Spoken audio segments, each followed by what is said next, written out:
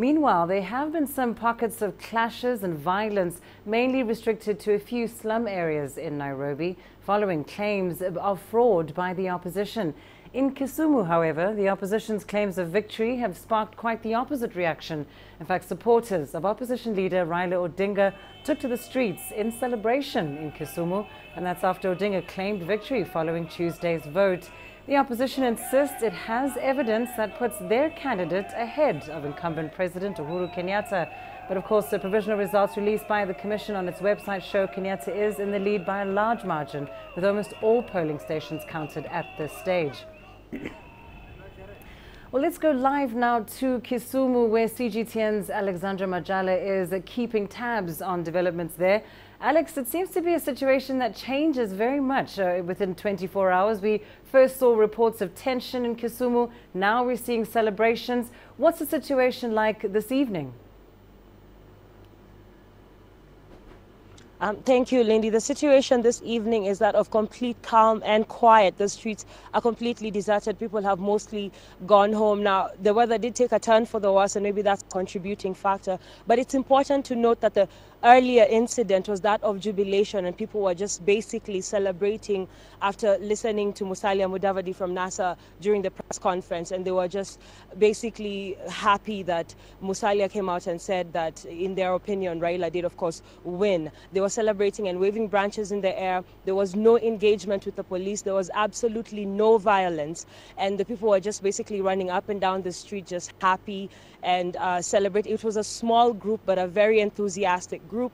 Like I said before, there was no police presence, and there were a few helicopters in the air, but it was nothing to be alarmed about. Lindy?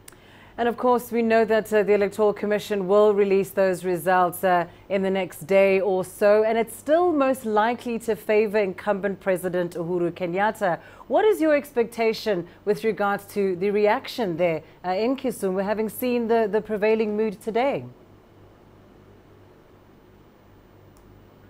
Well, Lindy, like you said earlier, Kisumu has yo-yoed up and down. There's really no way to predict exactly what will happen should the results lean towards Kenyatta. What I do know is, speaking even to Raila's diehard fans, they would like to just be able to go back to their businesses and feel safe enough to open their businesses. They have expressly said that they would like for Raila and Uhuru to sit down alongside the IEBC and the international community, if necessary, to resolve this situation so they can be able to go back to their normal lives. Well, having said that, there are also those who feel that Raila must be president. So there's really no way to predict what will happen tomorrow. It's just a matter of wait and see, Lindy. Absolutely. Well, thanks very much, Alexandra. They're keeping a close eye on developments from Kisumu.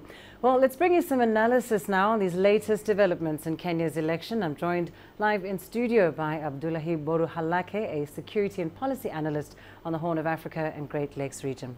Thank you so much for joining us this evening. Now, we have been looking at the latest responses and reaction. Firstly, election observers generally quite happy with the electoral process in Kenya, but on the other hand, the opposition saying that this election, well, rather claiming, claims of fraud in this election. What is your reading of these different interpretations of the same election?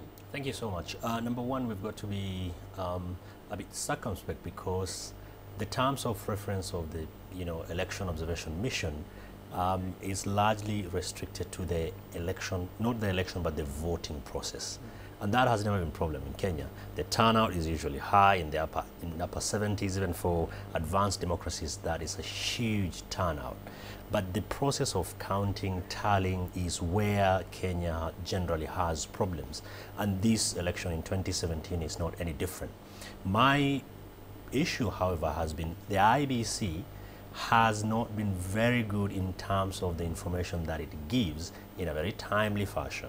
For instance, the law is fairly clear that the election results can only be final when all the results have been tallied against from 34A and B. That didn't happen. Second, on the other hand, the NASA should have held their horses a little bit. And, so I mean, this conflicting narrative of IBC saying that this is not final, but this is the tally that we have. and NASA saying, no, no, no, no, no, this can be correct. What's worrying now is what will happen over the next few days. And indeed, as you say, the IEBC's true test is what we're seeing now, this vote tallying process. In your view, considering some of the tension that we've seen, some of the reaction in places like Kisumu, is there cause for concern? Oh, for sure, right. I mean, like, going by the Kenya's rich history of political violence, we should be concerned. However, I think we also have to be very careful that much as 0708 electoral post-election violence is still fresh in Kenyans' minds, a lot of people are not willing and ready to go onto the streets. But a couple of things need to happen. Number one, if for one reason or the other the results are announced and it's not in favor of either candidate, although it's very likely that it will be in favor of Uhuru Kenyatta, and people pour onto the streets in response, sometimes very reactionary state, the security agencies need to exercise extra restraint because their role in assembly is largely that of facilitating. They shouldn't be very quick in using lethal weapons like we've seen in Mathare and also in parts of Kisumu. Number two, the NASA, if they have any problem with the results as they are, the next alternative is to go to the courts with thorough evidence. Of course, in last election, they felt that the court did not do them any favor. Finally, the IEBC needs to be seen to be credible. It's not just that they are credible, they need to be seen to be credible. They shouldn't be giving information in drips and drops. They should be giving timely information that can assuage people's fear.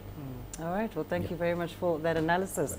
Indeed, the true test for the IEBC is still lying ahead. Abdullahi Borhalakia joining us here live in studio.